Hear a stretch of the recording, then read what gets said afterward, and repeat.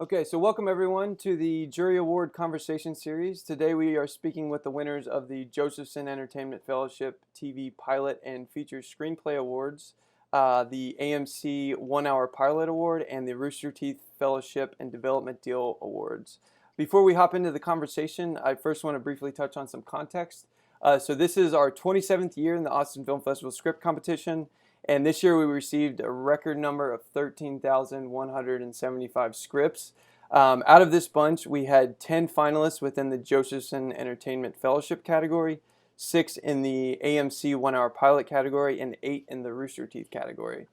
Our goal every year with the competition is to help discover the next generation of writers and help all writers who engage with us hone and advance their craft. Before we go ahead and get started with the conversation, I want to introduce all of our winners on the call today. First off, we have the winner of the Josephson Entertainment Fellowship TV Pilot Award, which is Joseph McMahon, who wrote the world famous Maxine is Arriving Now. Winner of the Josephson Entertainment Fellowship Feature Screenplay Award, Nancy Duff, who wrote Company Men.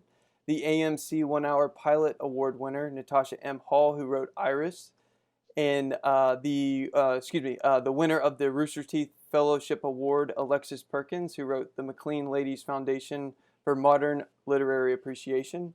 And last but not least, we have Rooster Teeth Development Deal winner, Nina Kim, who wrote Please Don't Hate Me.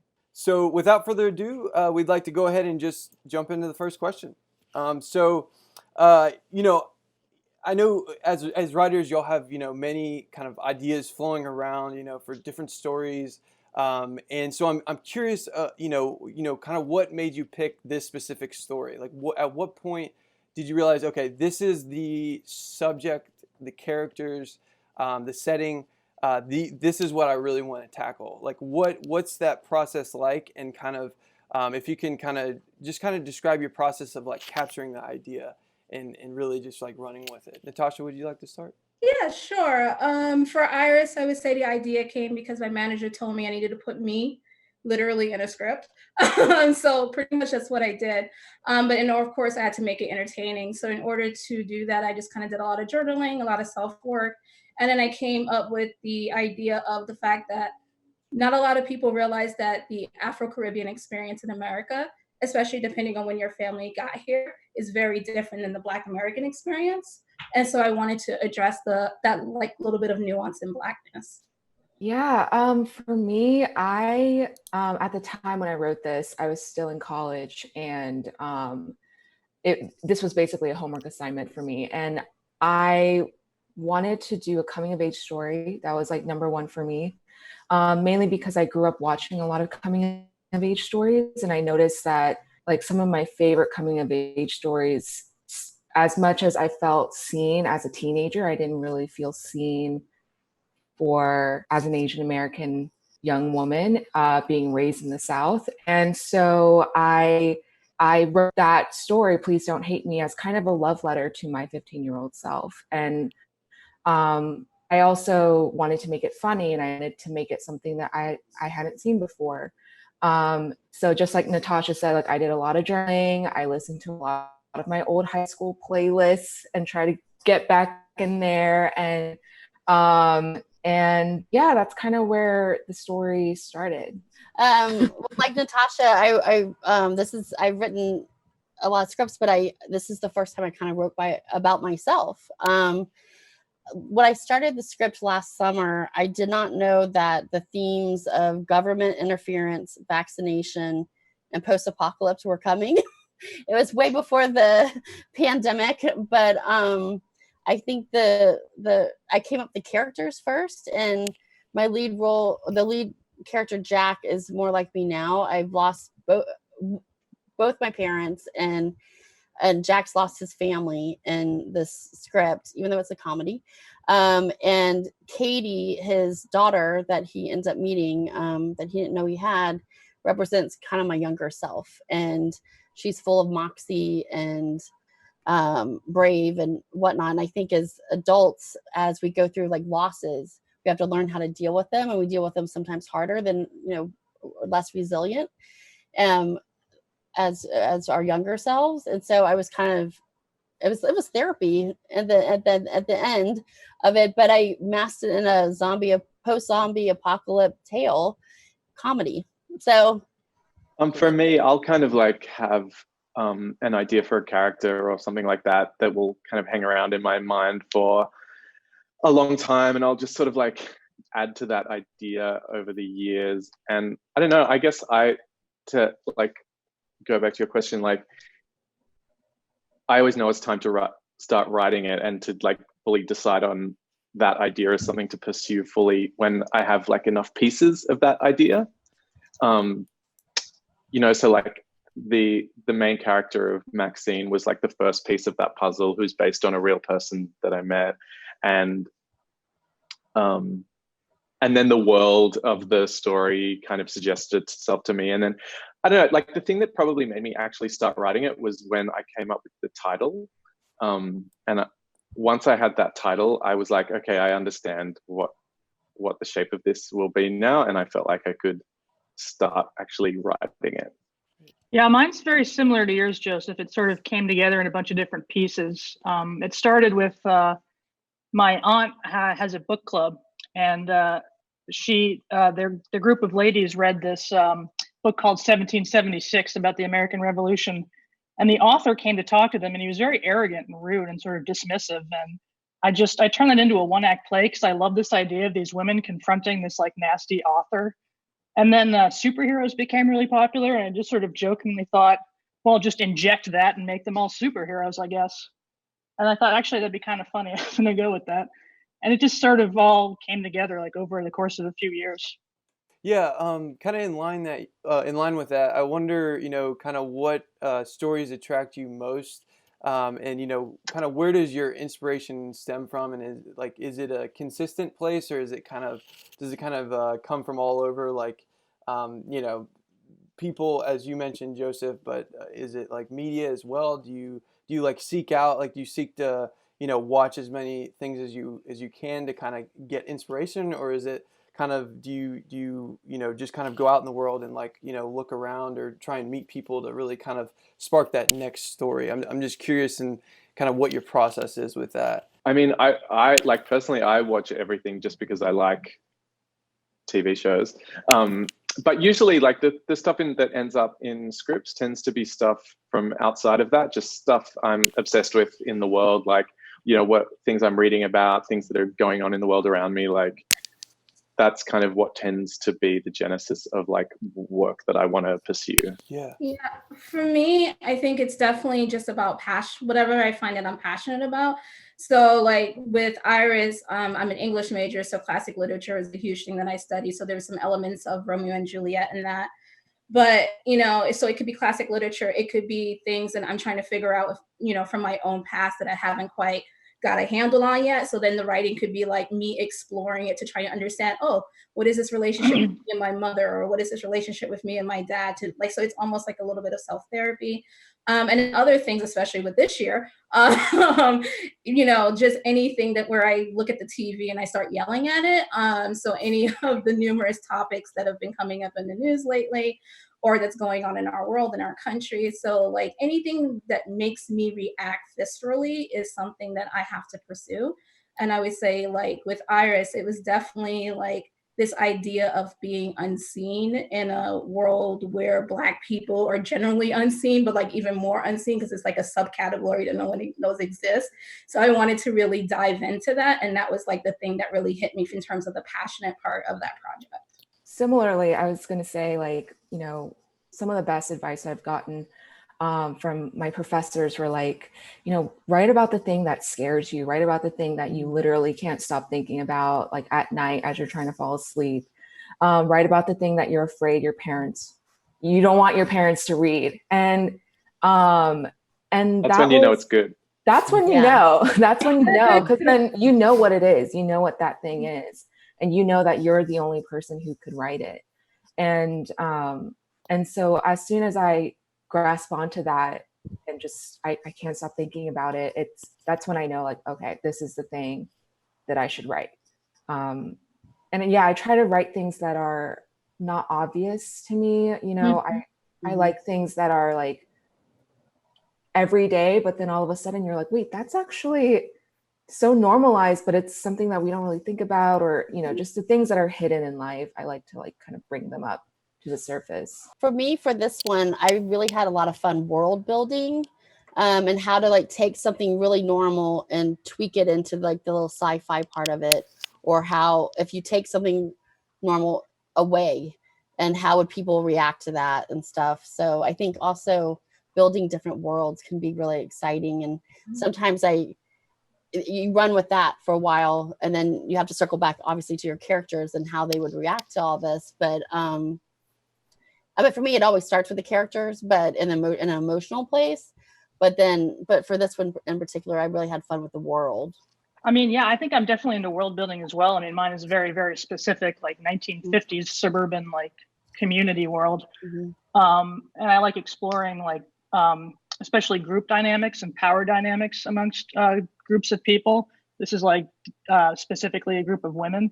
But I think that's my favorite thing to write about and explore is kind of power dynamics and group dynamics. Yeah, I guess, then kind of, taking a step back with screenplays specifically, like, y'all just touch on your inspiration and kind of storytelling, just kind of in general. Do y'all, I guess, what interests you the most in writing screenplays, and like what excites you the most about it, rather, and kind of when did you start to take your writing seriously?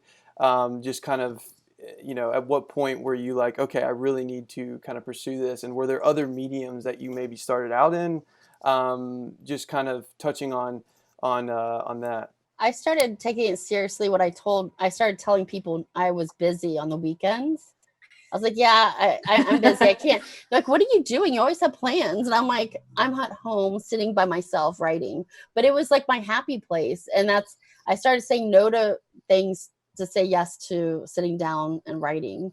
And I started out like working in development for producers. And then I've been in visual effects for close to 13 years now. And I love visual effects. And I think it kind of influenced genre for me a little bit.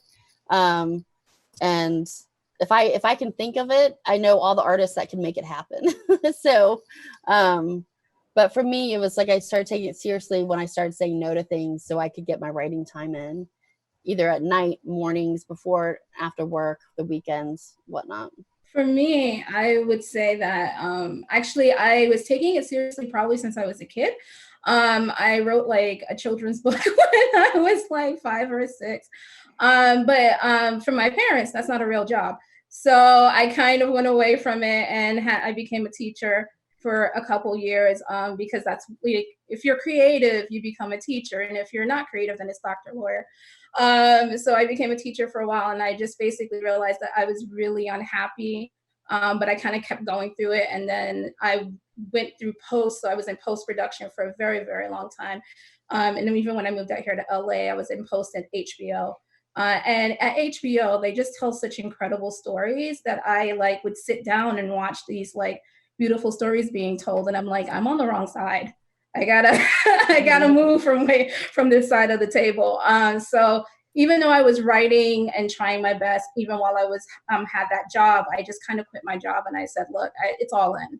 It's either I do what I love and I make it, or I just stop and like find something else that makes me happy. So that happened probably about 1.5 years to 2 years ago. And so I've just been really just focusing on what I need to say. And then I think you asked a question earlier about what do you love to write? Essentially, I just love writing things that are female driven and that are coming of age. I love genre, particularly fantasy. And I think it's because I think that there's a lot of hope in fantasy and a lot of like belief in the unknown. And that's what I love to do. I think I took writing very, very seriously when I was a teenager. And when I thought, I was going to be, like a genius auteur. And then I kind of like was disabused of that notion pretty early on. And then unfortunately spent 10 years, or no, I shouldn't say unfortunately, spent 10 years working in reality television as a producer, doing, morally unconscionable things. But I always was writing at the same time, and I always wanted to to keep writing. That was always sort of like on the horizon. Eventually I just got to the point where I was like, I need to like build a wall between me and reality TV. So I went back to school in Australia and I did a master's in screenwriting, which I actually ended up leaving early to sort of start working in Australia. And I did a lot of development work and whatnot while I worked on my own stuff at the same time. So the master's degree and starting to work professionally in Australia kind of like, I don't know, it all just came together, and it really just affirmed for me, like, you know, you have a, you know, like an interesting point of view that's not out there, and you're good at it, and you should keep doing it. Joseph, we have to trade notes on reality shows because I worked on Big Brother for like 8 seasons. Oh, really? I've Yeah. done that in Australia. Wow. Oh, you did Big Brother Australia? Wow. Yeah. So we definitely have to talk. I started in journalism, actually. I was at CNN and the Associated Press in Washington. And then I was writing a screenplay on the side, like literally on the side of my workstation. And I got into Columbia School of the Arts. So I went to New York. And then, so I guess I started taking it seriously right around then, graduate school.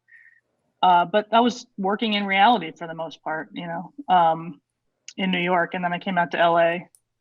And yeah. A tale as old as time. Absolutely. Just quick, I went to Teachers College. So I wonder if we were there around the same time. Oh, really? I was there 9 to 2011. Let me see. No, I was there a couple years before you. Oh, okay. Yeah, but that's cool.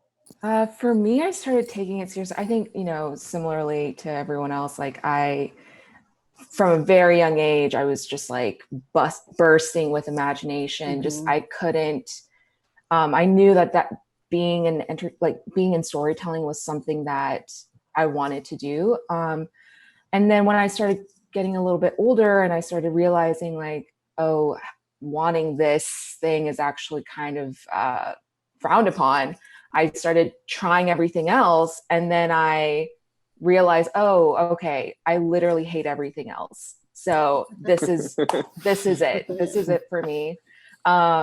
Someone said to me, like, don't even have a plan B. Put all of your efforts into plan A, make plan A work out. And ever since that like shift in thinking, I think I took that leap and went to film school. And like, once you're in film school, it's like no going back. Like you have to commit. And but I think going to film school actually was good for me because it helped me realize like, oh yeah, this is it.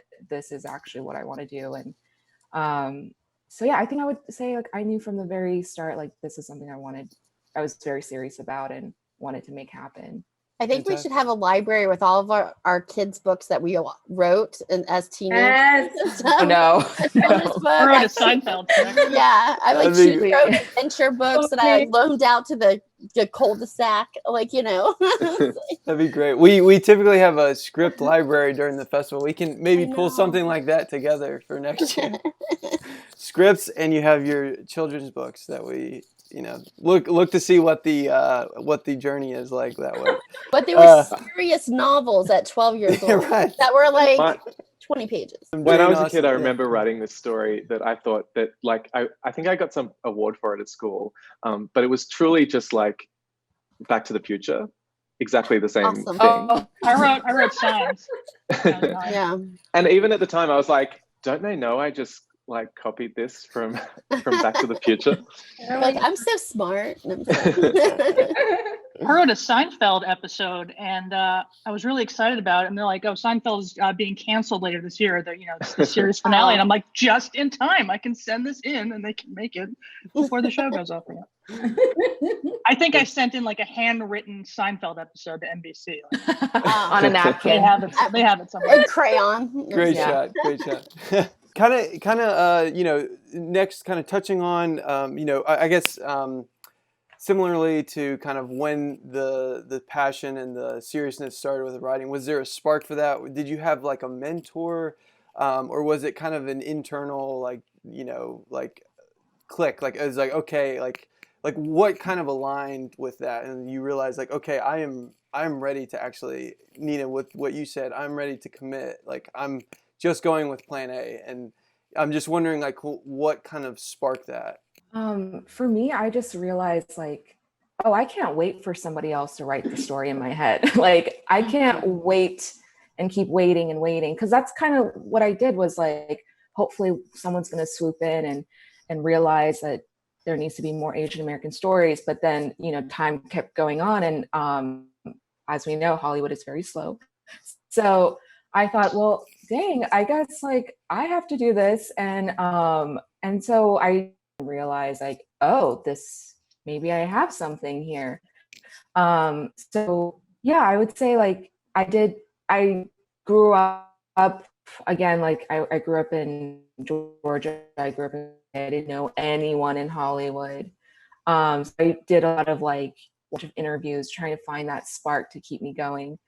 And yeah, I just try to stay inspired and stay hungry. And that just fueled my delusion into wanting to do this career. But yeah. I had a mentor that led like a writing group about 10 years ago. She's since passed away, but her name was Hesper Anderson. She wrote Children of a Lesser God. And she was retired, and it was just about like 5 or 6 of us would show up at her apartment every Wednesday and she would make us read the direction and the characters out loud ourselves. Because she's like, well, only you as a writer know your own voice and how it should, like the inflection and the humor and whatever should it sound like. But I went there every week it was just like very informal for like 3 years. But she was really inspirational to me. For me, this has been quite a journey. Like, I think I'm going on probably 8 years since I came to Los Angeles. And so I would say like I've had many mentors over the course of those years. And I feel like every time I wanted to give up, and they were many, and someone would appear to be like, no, this is so good. Or, okay, like this is, you know, in this story, maybe the plotting wasn't working, but this character, like no one could think of a character like this. So I felt like every time I was kind of like, maybe this isn't for me, and my parents were right. Someone did appear to like show me that like, you know, you have talent, and it's just a matter of figuring out, you know, what is in you that only you can tell. And for some people, it's right away. For other people, it takes some time. And it doesn't mean that you are like behind the 8 ball. It just means everyone's on their own path. And so I felt like that was like every single mentor that just kept coming into my life, and they just kept reminding me of that, and they kept me going. One in particular is Tanya Bhattacharya. She is I think she's producer. Yeah, she is producer level with her partner, Ali Laubenthal, and they've been in TV now for I don't even know how many years. But I remember emailing her one time and being like, I don't think I'm fellowship material or whatever. And she was like, girl, you are so fellowship material. You are so writing material. You're all the material. And then like, we just keep emailing me to be like, how's that story going? Just to make sure that I kept writing. So I think like, depending on your path, there's lots of mentors, and there's a lot of people that keep you hoping. And I'm just grateful for all of them. I come from a family of writers. They're all in journalism. My grandfather was an author and a commentator, and he had a column for years. So he was probably my biggest inspiration. He used to have typewriters in his basement, and me and my cousin would go down there over the holidays and like write Christmas stories for everybody. And he was highly critical of them, honestly. That's great, though. He would be reading these stories, and he'd go, funnier. That's amazing, though. That's good. That's a great note. That's a great note. Yeah, funnier. It wasn't. Actually, you know what? It was right. But I also always felt like writing was just my number one form of communication. I never felt very socially comfortable. I always felt like in order to get my point across, I would have to write it down. Yeah, I feel like that way about pitching. Instead of pitching, I'm like, here, just read this. Oh my God, yes. Too much. Like, I'm not an actor. Like, I mean, Zoom is helping my career. Like, if I'm only this tiny square, I'm like, great. But it's like, here, just read this. That's my pitch. Thanks. Come back to me in a couple hours. Yeah. That's the dream, Nancy. That's the dream. I know, right? I don't know that I ever had like a mentor. And I think it took me a point in my life where I was like, I could relax a bit about it. Like when Mhm. writing was everything to me when I was much younger, it felt like this really like difficult, stressful thing. And as I got older, I was like, you know what, actually, it doesn't matter if you become a writer or not. So just enjoy it if you're going to enjoy it, and do it if you're going to do it. And I think, Natasha, what you were saying about, you know, when you realize that when you find those stories that only you can tell, they kind of just like come out. Yeah. And so I feel like I just had to relax into my voice and my point of view and my ideas, and then it kind of just got easier. Great. Well, we have time for one more quick question. Curious, just about kind of, what y'all are doing to put your work out there.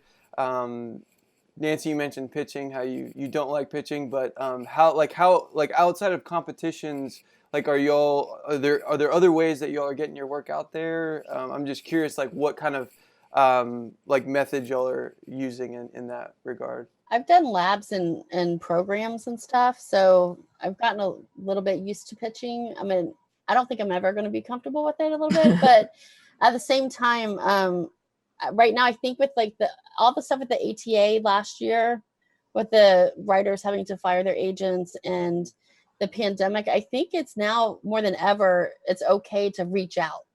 It's just, and I kind of throw up on my computer when I do it. I'm like, read my script, but you have to, your scripts, your work is not going to be read if sitting in your drawer or your, on your computer. You have to reach out. It's hard, but. Yeah, that's like the battle, right? Yeah. But I feel like I've finally gotten to this point where I'm just like, well, you know what, whatever. I'm just going to send it, and they can like think whatever in their own home, and it doesn't affect me. So I'm much more like open to sharing my stuff now than I used to be. Me too. I'm interested in asking the comedy people, like, do you guys do? I mean, oh gosh, like what is improv it? Amy or something? Improv, yeah. Amy, I was like Amy Groundlings or Poehler, something? Groundlings, and all that. Yeah. Like, do y'all put up your own shows or do short films or I don't know, like any of that kind of stuff? Or I had a web series for a very short period of time called That's Rogue cool. Cop School, but it was too expensive. Drove me into the poorhouse. It was fun though. So yeah, I have that. I don't do improv. I'm terrified. I'll get there one day, but I haven't dipped my toe in that world yet because I'm terrified. But yeah, I think for me, it really just starts off with just building relationship with people first and seeing, if they want to read it, I just kind of wait. I haven't gotten to that comfortable stage where I'm like just giving it to somebody. I just kind of wait till someone is interested, and if they ask, then I share.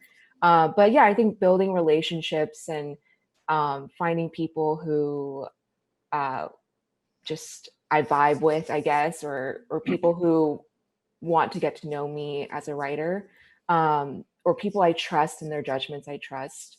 That's the people that I share with, and just lots of Zoom coffees these days. Oh yeah. Yeah. Endless. I think I'm gonna second what Nina just said. Luckily, I have a manager and an agent right now, so they're the ones that are just like blasting the script around. But I would say even before that, I got them through, relationships. Like I wouldn't have my agent, my manager without the relationships that I formed. One of them on Twitter. So it is literally, there's a lot of people home right now. There's a lot of people who are bored and, they're locked inside with their family. So they want a script to read. So, there's a lot of opportunities out there right now. And I think that because I was terrified to send my script over Twitter, by the way, but I did it. And, if you can get over the fear and just take the leap and know that at the end of the day, if this is the story that only you can tell, then you can be confident in the fact that, you're putting something out there that is authentic to you. And whether or not they like it, everyone can't like everything you write, but you know that you're putting your best foot forward. And all you can do is trust in your writing talent and in yourself and get over the fear and make those contacts and, just make really good relationships. Yeah. Anything that's ever happened professionally for me has been through personal relationships and real personal relationships, people that I've built friendships with over years and stuff. and I don't think that can be underestimated.